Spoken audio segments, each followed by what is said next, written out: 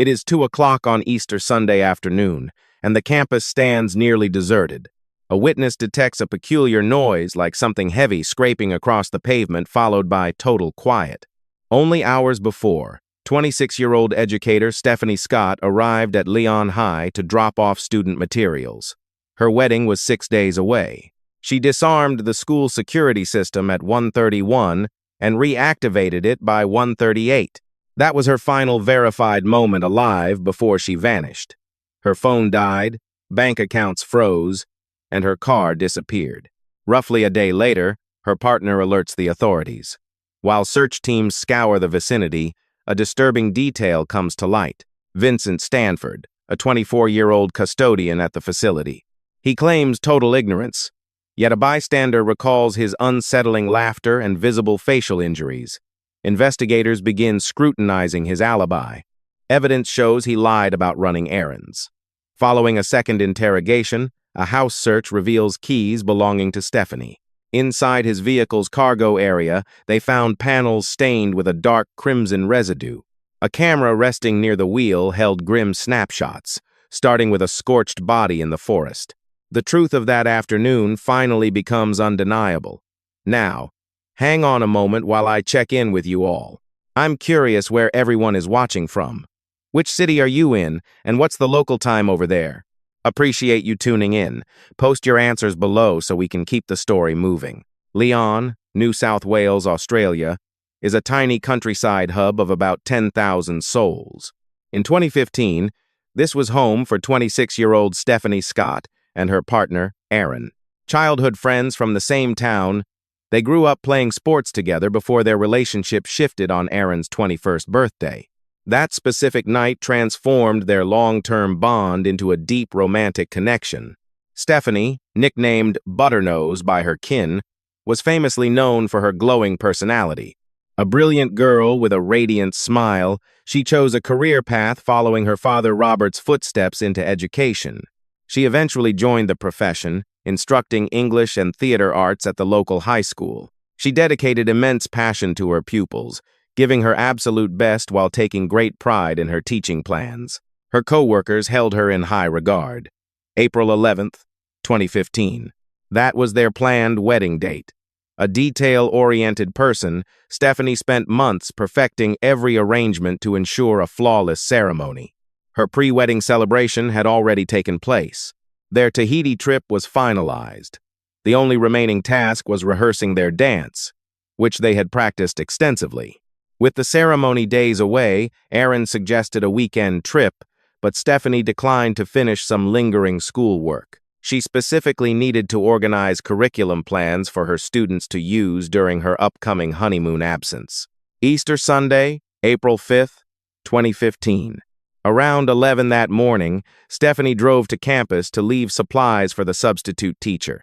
After parking, she met a nearby colleague, and together they unlocked the main school gate. Stephanie secured the entrance, kept the keys, and visited the faculty lounge to finalize bus transport for her wedding guests.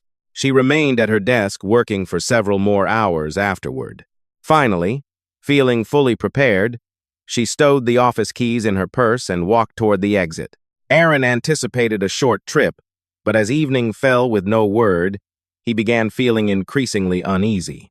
Their digital communication had been constant until that morning, with her responding to every text almost immediately. By midday, however, she stopped answering. Aaron returned to their house around 7:20 that evening. Stephanie was gone, and her vehicle was nowhere to be found.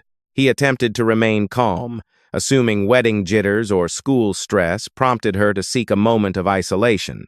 Yet this level of silence was totally unusual, regardless of the typical pressures involved in wedding planning. By all accounts, Stephanie was flourishing. Just yesterday, she excitedly discussed her dress and catering choices with her students. She didn't appear remotely overwhelmed or troubled by the situation. Instead, she was jubilant and ready. Aaron barely slept, waking early to message her again before alerting her relatives. By 4:30 that afternoon, more than 24 hours had passed since her last known communication. Aaron visited the Leeton station to officially report his fiancée as a missing person. Initially, Investigators suspected a traffic mishap, assuming she'd driven off campus given her missing vehicle. Perhaps she'd veered into a ravine or stream. While aerial teams scanned from choppers, ground units focused on Leeton High School, her final confirmed spot. The holiday falling on Easter Sunday meant the vicinity was nearly deserted. This lack of bystanders hindered the witness search, but simultaneously narrowed the field of possible culprits. This tightened the probe's focus. Log records revealed Stephanie deactivated the classroom security at 1:31 p.m., rearming it 7 minutes later. Her presence then was undeniable. Beyond that window, the trail went cold. Clues were non-existent. Tracking her phone proved futile as it was powered down, with zero financial or digital footprints since Saturday, April 4th. Come April 7th, the digital world was flooded with missing person alerts. A single update garnered over 1,500 shares rapidly. Broadcasts amplified the case, drawing hundreds of locals into the search effort. Given Stephanie's reliable nature and her impending wedding just days away, optimism began to dwindle rapidly.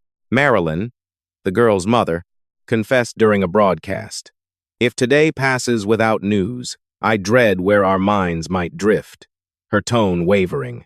Still, let's not assume the worst yet.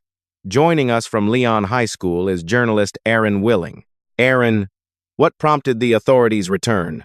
Well, Pete, they haven't just been here for hours. They're actually still on site. Currently, advanced spatial software is being utilized to chart the campus and the specific lab where Stephanie last worked. A bystander in the vicinity that Sunday afternoon mentioned hearing something peculiar near 2 o'clock. He described odd scraping sounds, as if a heavy object were being hauled over the pavement.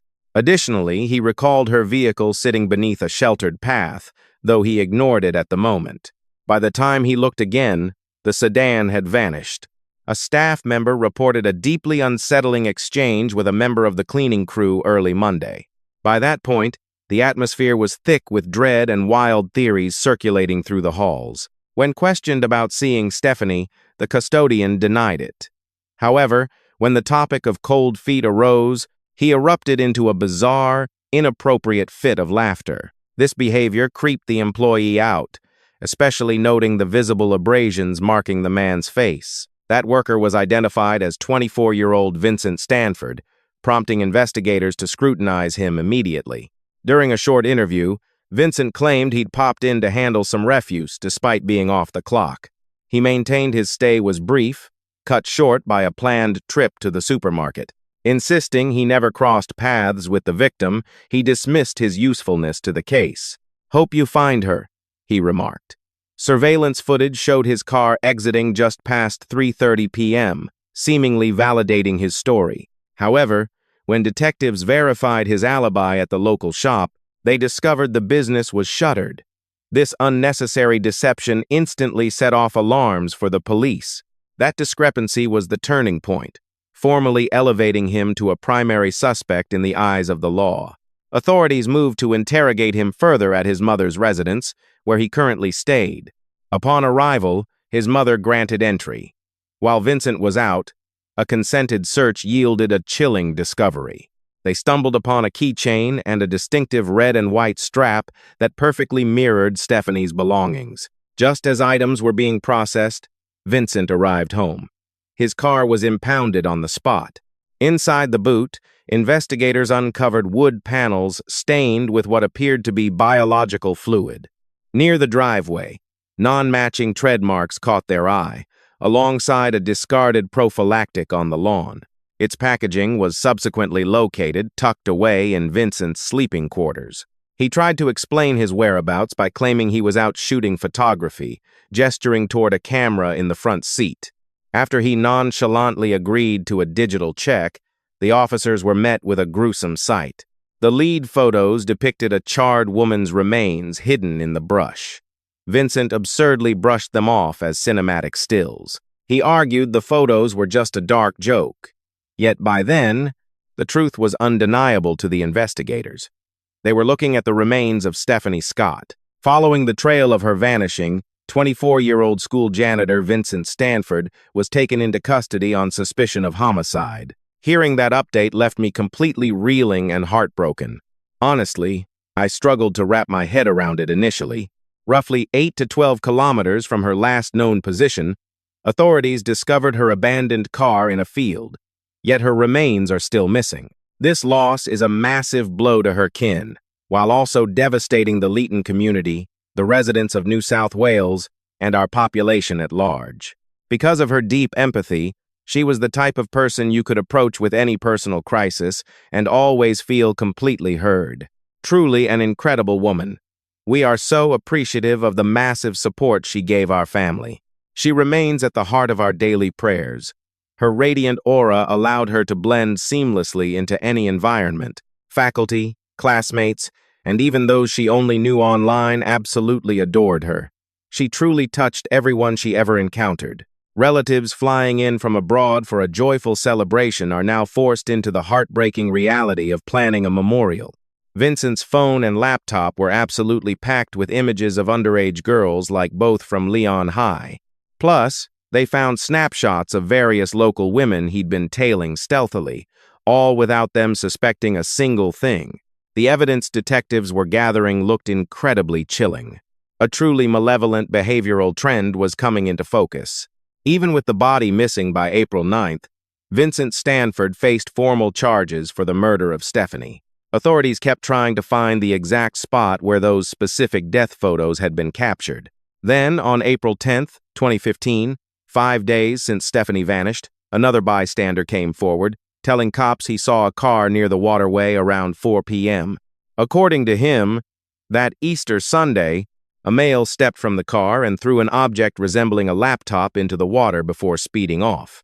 It took almost no time for cops to fish that computer out, soon confirming it definitely belonged to Stephanie. Search divers are currently scouring for the body of the slain bride-to-be, Stephanie Scott, within the New South Wales Riverina. Natalia Cooper is reporting from Leon this morning. Natalia, it is a moving scene behind you. What is the latest update? Efforts have started back up to locate the remains of 26-year-old educator Stephanie Scott. Investigators are scouring rural acreage and local grapevines close to where the young woman's crimson Mazda was abandoned earlier this week. Police dive teams are also combing a nearby waterway where they apparently recovered a laptop.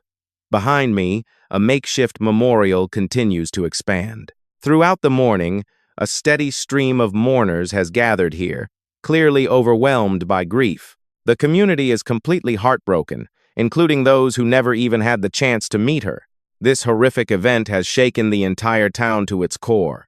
Last night, her relatives and husband-to-be came to pay their respects. They spent time lighting candles and looking over the handwritten notes, holding on to one another in their shared sorrow. Authorities are also issuing an urgent plea for witnesses who might have spotted a white pickup truck linked to Vincent Stanford, the man charged with her murder. If you have any information, please reach out to the station right away. This is Brett reporting from Leeton. Sadly, the quest for Stephanie reached a devastating conclusion. Roughly 60 miles away from Leeton High School, just 24 hours before her wedding day, Stephanie Scott's charred remains were discovered. Her body had been left in a forested section of Cocopera National Park. An autopsy revealed she had been struck in the head approximately 40 times, dying from severe blunt force injuries. After being stabbed in the throat, her killer discarded and torched her body. It was then certain. The digital files on Vincent's device were indeed of Stephanie. Shortly afterward, Vincent reached out to investigators, indicating he was ready to give a statement. While locked in his cell, he remained unaware that her remains had already been recovered by the police. He gave a full confession, pointing out the exact spot she was hidden. He was then asked where he first spotted her. She was on the second floor in the teacher's lounge for the English and math departments. What was her activity? She was busy on her computer. Was the entrance to the room left ajar? Yes, it was open. Where were you stationed then? I was doing my job, using a power washer to spray down the trash containers. You were hauling some of those bins up to the top floor. That's when I caught sight of her in the room. Did you engage with her or say anything at that point? Nope. Was there any word from her? Nope. You think she spotted you? Pretty sure. You reckon? I passed right by the entrance, so I'm betting she noticed. He mentioned that the second he saw her, a dark urge took over. He rushed home to gather his gear. It included zip ties, blue pills, a sharp edge, and some bleach. While driving, he was browsing some pretty sick stuff online regarding the departed. He pulled back into the school just as Stephanie was heading out. She caught his eye, smiled, and wished him a happy holiday. She said it with a grin. Right then, Vincent snatched her and hauled her into a storage closet. Look, we had a chat with you back on Wednesday, the 8th. Right. And we brought up those marks on your face that I can still see. Yeah. Mind explaining where those claw marks came from? They're from Stephanie. How'd she manage that? With her own nails? When did she fight back? While I was taking her life. During the deed? Yes. Right. Just walk me through it. You said you were lurking there, waiting for her to appear, just waiting for her to finish up her shift. True. So what happened next? She clocks out. And then what's your move? I snatched her from the back, one hand over her mouth and the other around her waist. I dragged her into that room. I kicked the door shut, threw her down and used my hands until she stopped moving. Just your bare hands? Mostly. Any other tools? A blade was involved too. You mentioned a sudden impulse. What was it? Can you explain what went through your head when you saw her? What was the vibe? Did you feel forced? I've had dark fantasies before, but I've never gone through with them. Understood. These disturbing thoughts you've mentioned, what exactly are we talking about? Folks? People I've actually met? Right. Any particular reason you wanted to hurt those folks? None, really. I've probably got some screws loose, but they never did anything to deserve it. Are you going to tell me what made you snap at Stephanie or why you wanted her gone? I wasn't even mad. I just had the urge to do it. So, no real rage involved? None. It was just a drive. I see. A pure desire to take her life? Correct. Any idea why? Just my head acting up. After that, Vincent said he felt peckish and just went home for a bite. Whipped up a snack and some coffee, leaving Stephanie on the floor in that room. Once he'd finished, he returned to the school, loaded her into her own boot, and then headed back inside to wipe the scene clean. Next, he drove her car to his place and left it out front, while he chatted with his family as if everything was fine. In the early hours of Monday morning, Vincent hopped back in her car and made a break for the national park. Got it. When you unloaded her, did you strip the body while she was in the boot or once she was on the dirt? On the grass. Right there on the ground? Yeah. Right. Obviously, she was in a bad way by then. Were the injuries to her face clear? Notice any major bruising or... Yeah. On the right side? Mainly around the eye. And that's from the blows you landed while she was down? Understood. Then what? Did you spark the fire with a lighter or a match? Used some gas and a branch, then dropped a match on it. Uh-huh. Tossed the branch on top. Right. And what happened to the match? Where'd you put it? Probably still lying there. Did you throw it into the flames or just let it fall? Just dropped it by the branch. Okay. Was that right next to her or at a distance? Not really. Understood. After it caught. Did you stick around to watch, or did you clear out? I vanished instantly. You split immediately.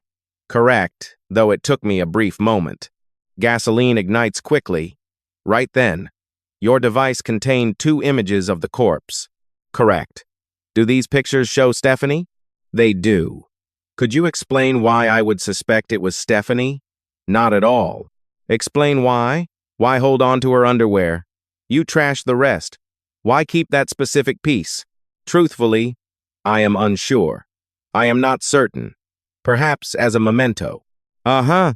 Sure. Likely just a token of the event, though no specific logic guided me. But why the bra? Why nothing else? Did it look laundered? Was the undergarment washed? It went through one cycle. Yes. In your house or at the academy? At my place? At my residence. Fine.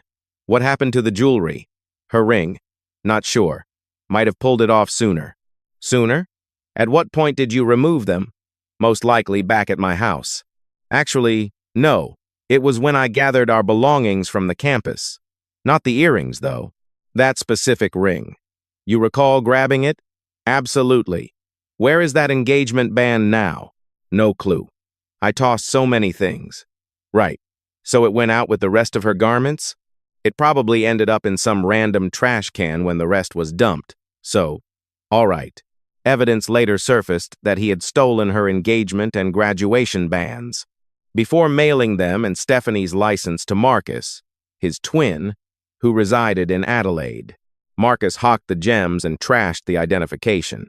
Tell me, did you violate Stephanie? Negative. Not while living? No. What about after she died? Never. Vincent faced further counts, specifically felony sexual battery and inflicting physical trauma. Detectives, however, were already wise to his deception. Born in Australia, Vincent spent his early childhood in the Netherlands from age 3 before eventually relocating back to New South Wales. He informed authorities about his childhood murder fantasies starting at 7, including choking his teacher at 12, while peers dubbed him a psycho for his violent rages.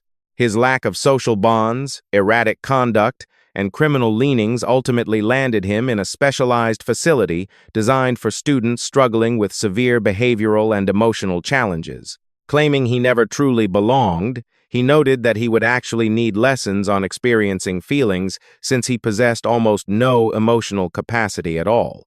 Down the line, doctors committed him to a juvenile mental health ward, identifying both autism and oppositional defiant disorder during his clinical evaluation. Once discharged, he claimed his initial ambitions involved either pursuing a college degree or enlisting in the armed forces, yet both paths remained closed to him. Following several short-term gigs, he eventually secured a position as a custodian over at Leeton High School. Originally a 5-week temporary stint, the school administration decided to lengthen his employment. His habit of loitering near the female lavatories during the lunch hour definitely set off some major alarm bells among the staff. A forensic sweep of his mobile revealed a dark truth. Well before the incident with Stephanie, he'd been predating on a 12-year-old student and tracking 2 female employees from the local shops. Investigators uncovered nearly 2,000 snapshots of the child, paired with obsessive, journal-like observations. He trailed her to her residence repeatedly, logging her departures and household activity. A specific log mentioned, "Nobody else is home. 3:40 p.m. Ample opportunity to snatch her." Evidence suggests this young girl was his primary intended victim all along. It was only after those efforts failed that he returned to the campus and fixated on Stephanie instead. Lab results from his vehicle provided proof. The residue on the wooden panels matched Stephanie's genetic profile. At the Stanford residence, searches uncovered her blood on a blade, within her vehicle's fabric, and on contraceptive wraps, alongside her discarded undergarments. While Vincent's confessions grew increasingly gruesome under questioning, the whole Leeton community ground to a standstill. Shops closed their doors and the high school suspended its schedule, allowing the mourning town to gather and celebrate Stephanie's memory. This tragedy has left our entire neighborhood feeling utterly powerless. Soothing the immense heartache currently felt by these grieving kin and companions is sadly far beyond our reach. What a beautiful experience to witness this heartfelt memorial. Following a quiet pause to pay respects, the community sent a wave of golden balloons drifting upward. Watching those balloons drift away felt like a final release, a symbolic moment of her soul finding peace in the clouds. Our hearts go out to Stephanie Scott as we seek solace and strength for her grieving loved ones during this time. The crowd wore gold, honoring the shade she loved most, a hue formerly tied to joy and vitality that now carried the weight of a poignant, lingering tribute. This collective amber tide spoke volumes about her character in hushed tones, painting a vivid picture of someone truly radiant, compassionate, and vibrant. A heavy silence hung low, interrupted only by gentle breaths and the muffled rhythm of walking. That Keith Urban track, "Making Memories of Us," echoed through the air, the melody meant for her first dance, now a painful goodbye. Dragging and sorrowful, the notes carried the burden of a future that would never see the light of day. Each chord struck a raw nerve. You could sense the collective heartache as the crowd grappled with the wrongness of this reality. It was a parting, yet it carried a much more profound weight, an attempt to grasp at a vanishing shadow. Roughly 1,000 mourners gathered, shoulder to shoulder, bound by a shared sense of loss.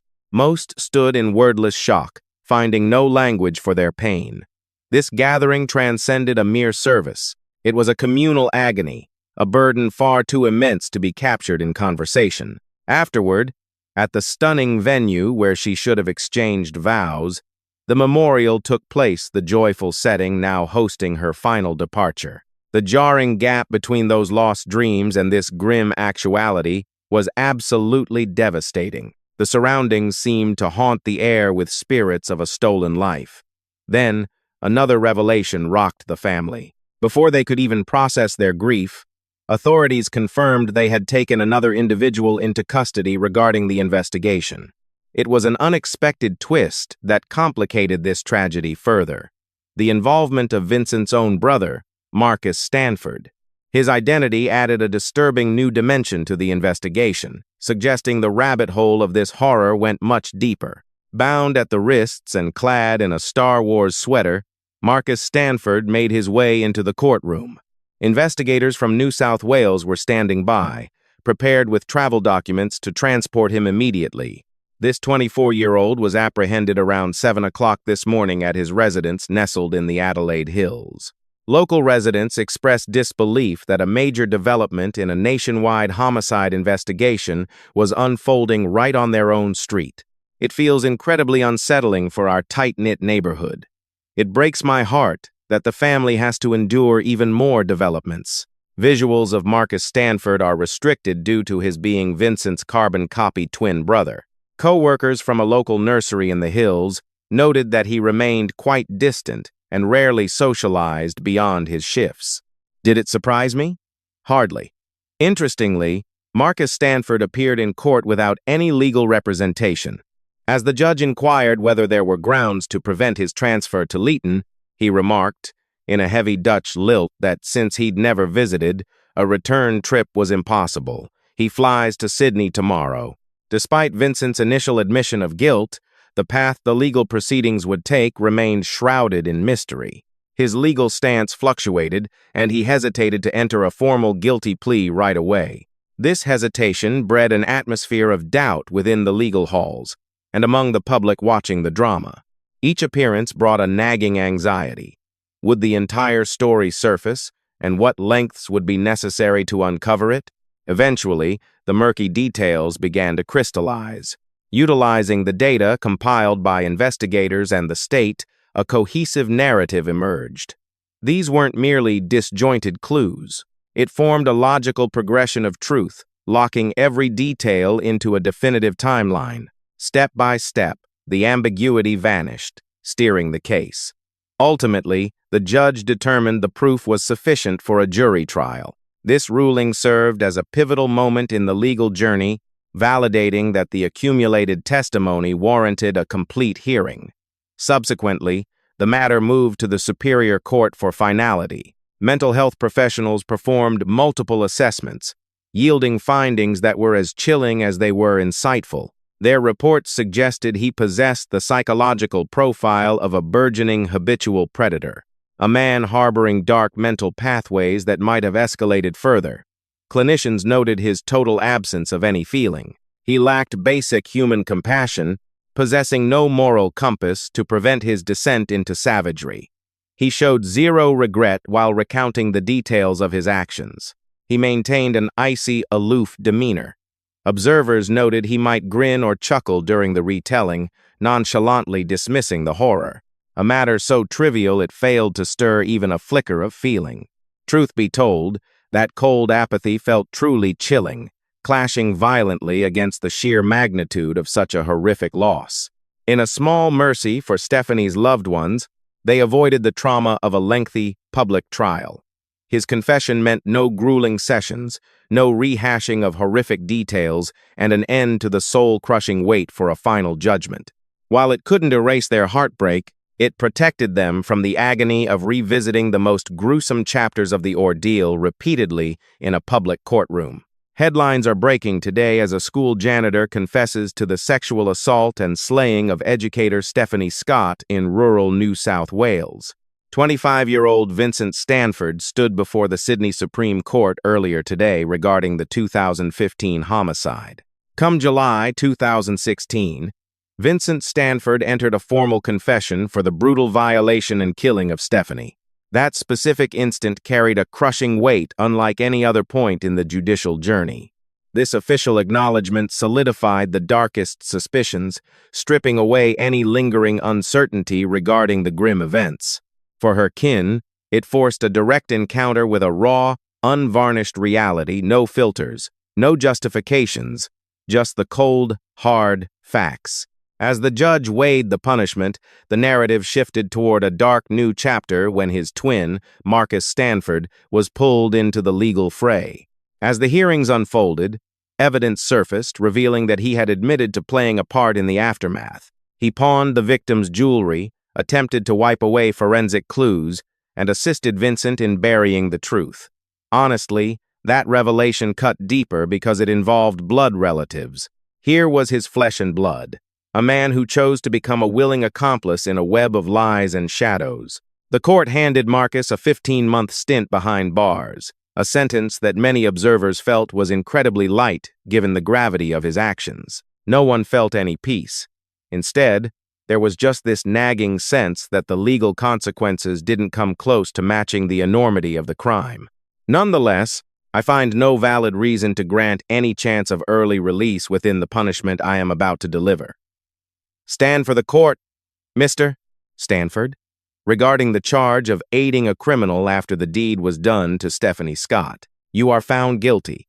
You shall serve a mandatory prison sentence of 1 year and 3 months. This term is backdated to the 10th of June, 2015, reaching its conclusion on the 9th of September, 2016. Had you not confessed, you would have faced 20 months of incarceration instead. His release in October 2016 came as a bitter shock to many, especially given the dark history of the case. To the grieving relatives and the townspeople, this offered zero sense of finality. It served as a bitter lesson that even horrific acts don't always face the justice the world demands. The backlash was instantaneous. Close to 60,000 individuals put their names to a protest, labeling the court's decision as insulting and demanding a legal challenge. Each name on that list represented a wave of fury and resentment, a collective outcry against a perceived failure of the law. It evolved into a united front, challenging a ruling that seemed far too soft to the general public, seemingly detached from the actual horror of the events. Regardless, Marcus exited his cell and briefly moved back to Leeton to stay with his mother. Naturally, everyone saw him. The community had long memories, greeting him with a wall of icy silence and a complete lack of hospitality. A thick, aggressive tension filled the air. You could read the animosity in the hard stares and the pointed refusal to acknowledge him. Currently, his whereabouts remain a mystery. Once it was obvious he was a pariah in town, he effectively vanished from the public eye. That lack of clarity only adds to the sense that this tragedy, which already caused such profound trauma, still lacks a proper resolution. I simply wish to apologize for my actions and the pain I caused her family. I'm just looking to move on and avoid any further issues. I made a terrible mistake that I can't undo. Honestly, I want no part of his life anymore. We are completely estranged and I intend to keep it that way, their father, Steve, stated, expressing his utter disbelief at Vincent's horrific deeds. I have no desire to phone him or speak with him. I want to sever all ties completely. His motives remain a mystery to me. I've never sought an explanation, and truth be told, I'm better off not knowing. Just 24 hours before Stephanie's 28th birthday, a milestone her kin will forever mourn as a future stolen away. The judge handed down the definitive judgment. A day meant for celebrating a life and sharing stories became a somber anchor for their grief instead. Vincent Stanford received a sentence of life imprisonment for the slaying. While this decree technically ended the legal battle, it failed to heal the wounds of those left behind. A separate 15-year term was also handed down for the violent physical assault. This served as a grim testament to the sheer brutality of his actions. No one felt like they had won inside that room. Heavy quiet filled the space as everyone realized that no amount of time in a cell would bring her back. Legal closure when yet, the agony remained. The judge noted this homicide ranked among the most heinous imaginable. "Please rise, Mr. Stanford. You are found guilty of the brutal attack and the slaying of Stephanie Scott. Your concurrent sentences begin from April 8, 2015. For the act of violence, your term is set at 15 years behind bars. I see no point in setting a minimum parole date for this specific portion of the sentence. For the killing of Stephanie Scott, you will remain in prison for the rest of your natural life." An icy, suffocating tension gripped the gallery when Marilyn, Stephanie's mother, stood to address the court.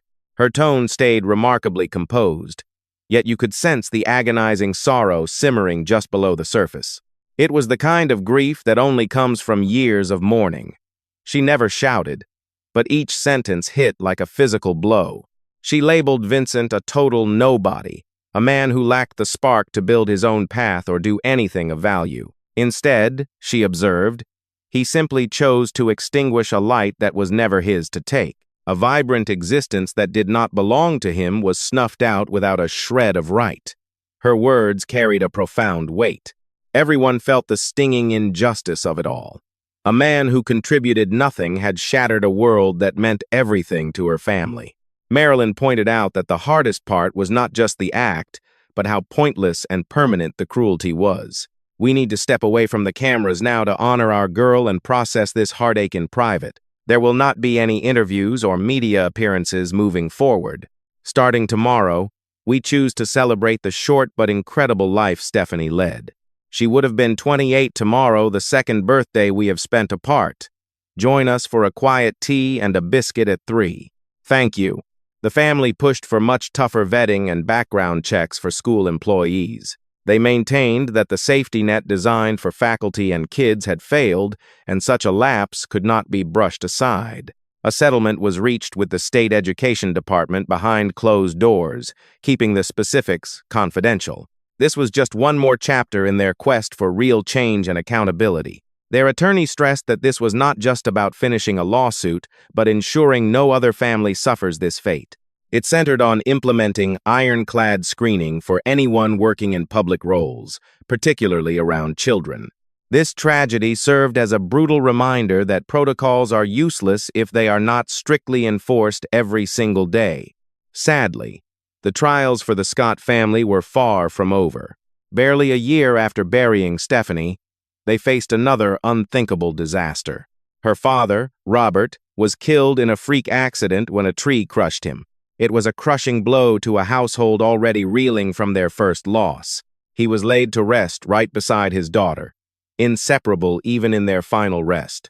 That sight became a haunting monument to double grief and the crushing silence left behind. Following her death, Aaron chose to leave his old life behind. He flew to Europe to outrun the ghosts of New South Wales. The local landmarks had lost their charm, becoming nothing but painful triggers of what he had lost. It was his attempt at a fresh start, even if that kind of trauma never truly leaves you. 5 years went by before he finally allowed himself to feel something other than pure sadness. Aaron eventually found love with Samantha and they got engaged, a sign he was finally finding a way to move forward. Locals admit they can never truly shake the memory of what happened. The tragedy left a permanent scar on the town, becoming a cautionary tale that persists. Authors have even chronicled the story. They aim to preserve every painful detail so that the truth of her life and loss is not forgotten. You try to block out the most horrific parts of the story as best you can. People still find it impossible to believe such evil touched their quiet community. The town's leader stressed the family's plea. Let's celebrate the way she lived, rather than dwelling on the dark circumstances of her passing, honoring her daily character instead. She was defined by a pure heart, a passion for the classroom, and a tireless drive to lift others up through tiny acts of grace. They're determined to prevent her whole existence from being overshadowed by that single dark tragedy. Yet her spirit stays a beacon of grace and tenderness she shared with all. Stephanie truly epitomized our finest human qualities. She was that rare soul who brought instant peace just by being herself. Her actions always rang louder than her words. She actually lived those principles. Everyone who met her felt it. She changed so many lives, often without even suspecting it. She'd want us to carry on, to avoid sinking into the sorrow, and refuse to let this tragedy destroy our lives. We must be kinder to our hearts and rediscover how to breathe once more without that constant sense of fear, somehow bringing melody and laughter back into our days. Even if that feels unreachable right now, it's exactly what she would have envisioned for us.